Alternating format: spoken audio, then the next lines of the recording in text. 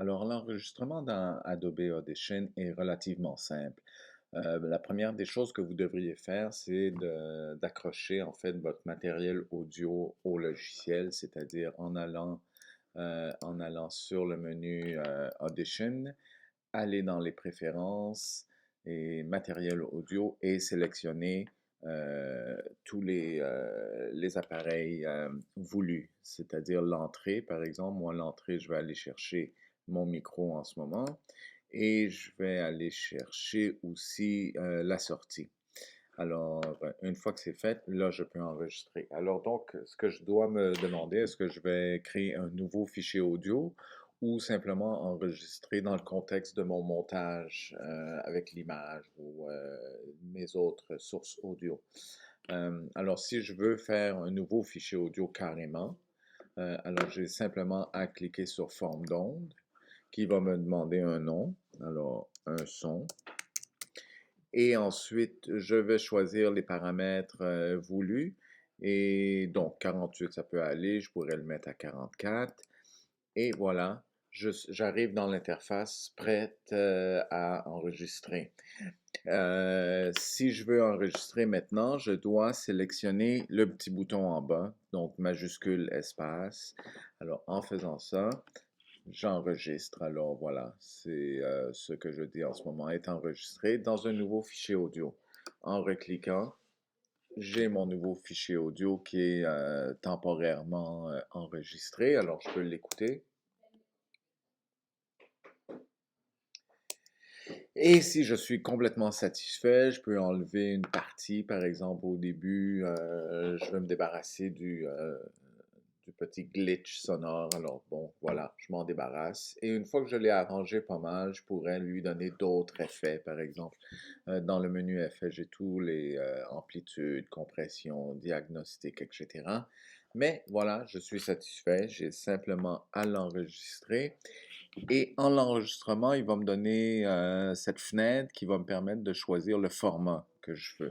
Bon, d'abord, lui donner un nom intelligent, le, euh, le sauvegarder à un endroit que je connais bien. Alors, donc, je vais le mettre sur le bureau. Et l'autre chose qui me demande, c'est le format. Alors, donc, dans ces formats-là, je pourrais avoir la boîte à outils audio Apple. Je ne sais pas si sur PC, vous allez avoir la même chose, mais ça, c'est un CAF qui va me créer. Sinon, je peux trouver je peux créer un AAC, un AIF ou un Wave dépendamment de votre besoin. Dans votre cas, je dirais que c'est Wave, mais si vous regardez, vous pouvez également créer un MP3, un OGG, etc., ou un FLAC, qui est une compression sans destruction et sans perte non plus. Alors donc, disons que je le laisse en Wave pour les besoins de la cause, et voilà. Tout simplement, j'ai créé un nouveau fichier audio que je peux intégrer finalement par la suite dans mon montage. Une autre situation qui pourrait vous arriver, c'est d'enregistrer justement le son à l'intérieur d'un projet multipiste déjà existant. Vous avez une bande-annonce, une voix hors champ à intégrer, etc. Donc, vous voulez l'enregistrer. Alors, dans le projet multipiste, vous devez d'abord vous mettre à l'endroit où vous voulez idéalement intégrer le son, mais de toute façon, ce son-là va pouvoir toujours se déplacer.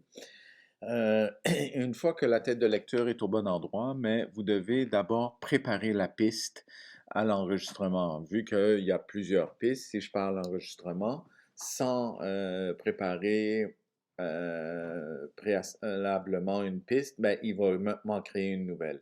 Si je veux exactement l'intégrer sur une piste particulière, je vais préparer la piste. Ce qui, en pesant sur le petit R dans l'entête de piste, ça va faire en sorte que les vumètres, d'abord, ont débuté, c'est-à-dire je peux tester le niveau vocal de mon micro. Alors donc, l'idée là-dedans, c'est d'essayer toujours de se rapprocher du rouge sans y toucher, dans le fond. Une des erreurs qu'on va faire, c'est d'enregistrer très bas notre son.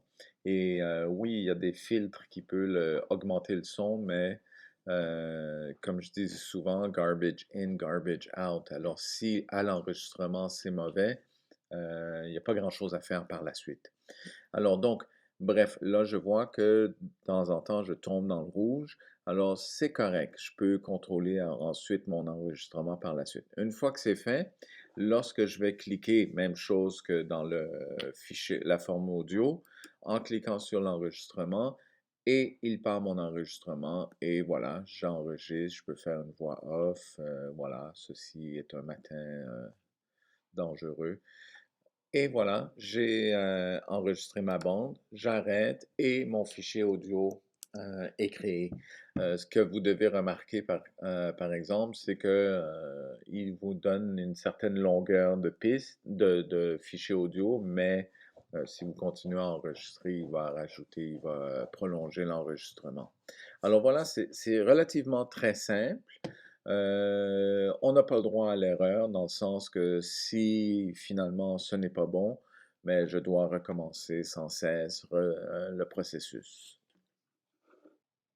Et évidemment, ce fichier-là, vous pouvez le déplacer, là. Comme je vous le disais, c'était approximatif la tête de lecture au départ. Même chose aussi, je peux le double-cliquer pour venir l'éditer dans le forme d'onde. Donc voilà.